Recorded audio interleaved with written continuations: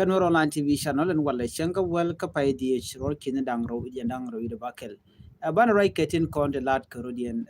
rei which ka South Sudan bu ko right ketin one take a lot of things to go dong de nya ya kel wona me tin kon chare en lat of course ngai kon manan chit walk tin kon chare en lat rei ka South Sudan ana bana kula raja lung ke kiwu mi chal kun poch ken tin ruak tin kon ti chalat ka message dan chetup ka social media gwan raja tin chinere ngwan chi goria ka lung kamandan lat kun poja ban jelin ka jen report mani man bana kwen kel jene ko bi kon tin kon to bana ko kula ngaje no ko mun to go ne to kon ka tangwan to kon kan wer kon ti sha chiang nuore sha je palwich bakula right kamanana chalat jenu chala me kun poj take a statement mi chalat like jom choro jom je galum de kon cholo jom je biya kamal jo je ga mo chala de wonene yene tin kon tin chunkel ke Dr. Riek Machar en ram chunkel ke Dr. Machar ke di weje ki guje jen wo ba Riek Machar ba jelun jene no mo e kach jene te Riek Machar mi ba luñ ka jo dan chala de kun poj te Riek Machar mi ba luñ right now Riek Machar Ramadan bi luñ bala ne ti kon ti ka court ne ti kon bi Riek Machar luñ jene ke jilok ne ti kon la judges tin dere wich ke juba Riek Machar mu we ken cha je jigder den jen ba je luñ kamu wajib ber majen baje yen tanya ko rajen wona neba ajene self fakir ma yadi tele je luang tele je authority ajene tele je bom ko de je lar no Riek Machar alo ngare tije neme rach kun poj bay lar manal to kun poj kenere konti kel geje ken kan wori de chol no kwan wori ko lot ka ke tin kon ken kalat re community ga dan kon wori ena but one thing me like very clear jene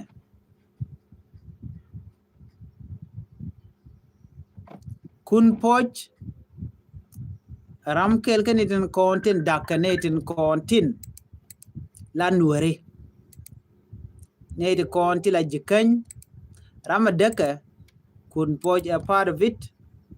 lol gat ko the part of that kenetin kontin dakarol nuare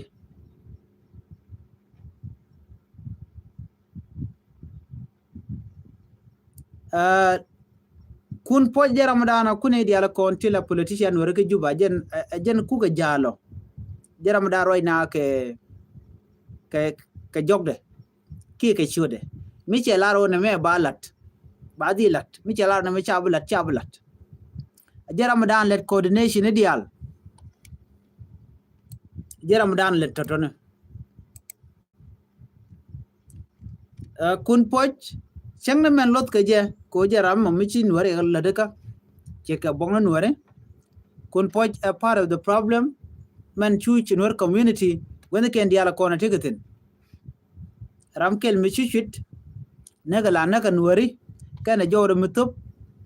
tel mi kana malat I remember jaw chala de garut gad kodani take a report mi chalat ka juba no nuari yana ngum ter yana mo ke kume wal kan ka kaneden kone de kel ke kume kirmi yadit ka tiken nuari de da wich e nguter yana mo ke kume ko jen charana te gre kontin tinde kel ke kir la kana gu no mite ka miti kana lar ko kan ka torone ki gane te ka kwak ono de chwa lieng ne jaga kel cha tuk den cha de la gak jen ta dan tigitin e kan mi cha do lar ken che tok ba chu lot jino ba ji lo da o lu the community do diari ka community du jen dob dan bai lot keje but chai bi lot lora bang ano kajino le riti chudi lot mi ran wi mag dore ku wi mag gwa dan te ka bi jogo no lunia ku wi mang ne je ma de jogo no jen jira ma jeng ne jen ci leni che tan gwa mo ko jini ajin la de je ga bat chu to du chu ja kap a shogu danya jin chu du chu ja wo kajino ciran don tele malich ciran la de je ci wong na ran ci pim ran tele mi chale malich nuare wa bede a chen cham ma chukun ba gai ne ke cham chu do ga jira mo chu jo du chu je tup chu raj ko jin jira mi mo mi cha control kani de ti jen ta dan let ken ke so kun po jo chala tan wale shi jidit amede tine jen dan gu ken lat ken oriang ma char cha bluñ a chen esel pe ke ma yadit ba ke de luang kamelo je manyam riang ma char me we ke juba che we ke we da karwa ti ne la mala lar riang ma char we lel ke juba mo tele which mi jegro da karwa de independent me je medan je de nuare independent je ke je ko wo china cha ngot tin kon lat ke international community cha galot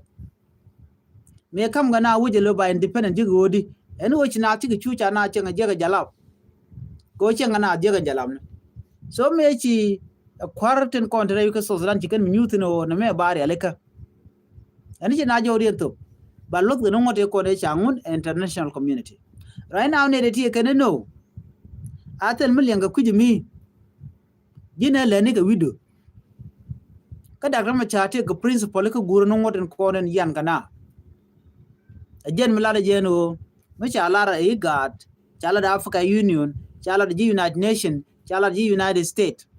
kana other European Union ko ken ano ba were which why not ba we ko ken ko lat kamal tele mal mule rana karwade anjin mu gui jen wone ne reng ma char jele ka wide e ka jena mo ci tok reng ma char jele ko ngotti cha gwar pin ko runa kan ngode bana nyur ke mi na ne tem bana nyolo nyur ke odi o gwade da ne ta ngamal tin te ngode cha la let international community kan ne kon right kana bite mi jemu chilat kan be bani ala bal jijo na me che yar chikan be panyere ru kidun bu jogo no ru jena but la jogo ni yana chwa ne kun chwa ka ham ke chwa civilian chwa ka ham ke chwa ka nak che kon dia la nen che ker che kon che jangok chi humanitarian bo me gan gu no cha kon cha ngok ne ko la civilian chi ngolen chikan funding ga no ker ke jogo no mo te chi rek ma char chi released then ba more funding ba ka ngok tele humanitarian assistance me batu duno ne ko no ku benefit kata dar shuina ga je chit ke China chit ke Russia ko ku ga benefit ku ga kirmi yadi ku kan support ku mu Uganda ku ga kirmi yadi ku kan support ko di jikken liet jikken dam ne ka so Sudan ko ken la di ni ken jorka bi ka we wa nur wa kan ko main point ga ke odi wa nur ba kan nak nur bi ka bet so jen ta dan tigete en malat ke me wuri chale kun po ja la ra jen o reng ma char no ba di look yam wa we kan cha dure cha je gi yo ba lu ko mo te dur ba je yen kala je no chi kim ya di tel je power man yam kim ya di te ka power me yan ke reng ma char je la ra jen to bodoro a kore to na sa chi reng ma cha to bum en wer wa ya me gak ton ke di ne SSPDF ko changa ke je ga di ne SSPDF du no nyir di na kon te dit ke dak ma char nyir rana te ke ko ji kana goro te medde lat medde amala to gu geno reng ma char ajien reng ma char aliu ko jen che kwar che bile jek e ke reng ma char te tuk dial che ka ge kan ga jugo no chwalet majin ma mi ci kwantit ku jodu dir ngudi re jek mi ci goro bilet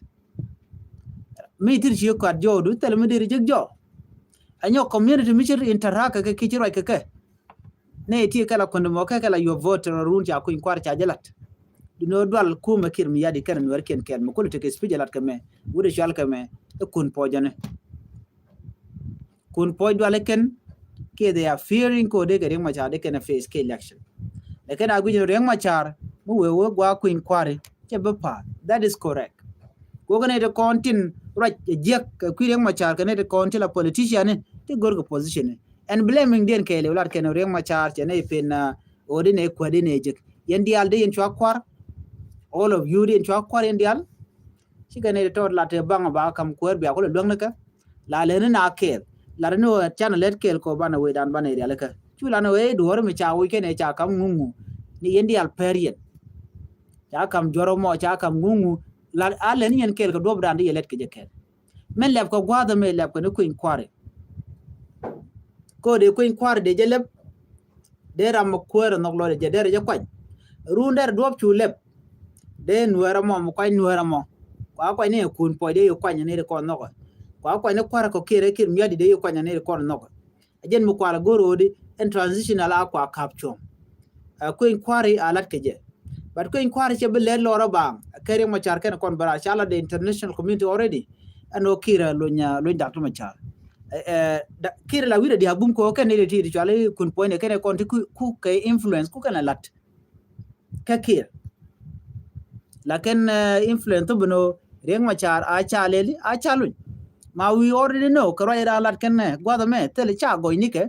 shi me la ne je ka pin but the tijo ti ken kala already so ti dia lat kon gati we are responding katin ko lat ken ke ko ti evident ten lat ken ka and then baga dil jon mele jena me ji chi mo gwa ke yen wore ne an wor ne mu chala ka kuin wore enten mu chala okay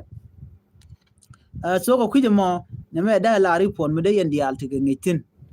kamandan en cho da lat re wi juba ka do bra ci kun poche rai ke je shit commission wa ne me da la report kel ano reng machar badil barar ka do bra dong de yen dial ngai ke je reng machar barar either this week or next week ke gwa sharia la kamo badil barar ke je ko on tema pressure che dide lonka international community yoga kir no ti ke Charles ndang ro ke dio lu reng machar ke ken pin wi kwa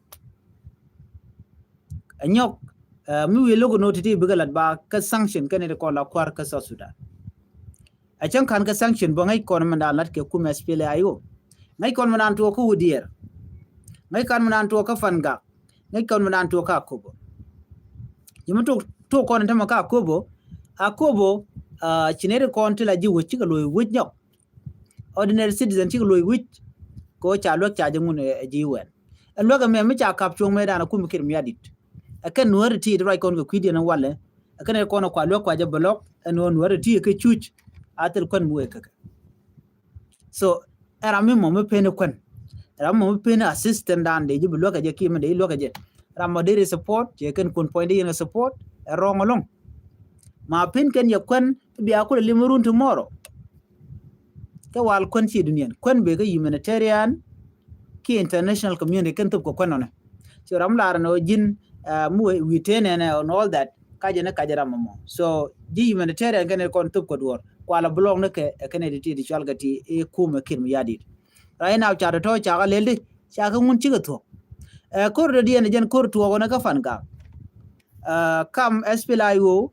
kene kuma SSPDF mata goleng militia tegeten ne ro cha ga juje kuma SPLIO kene content ka right side right now so na mone ajen kuje me muwe ka malakalo ne report dana cha no nuari chikarodian mo ka got and winimi ke SPLIO chikarin mo ka got ko cha ga juje kuma SSPDF na mo e Victor ka ji SPLIO Victor Maradien ajen dungu dier mone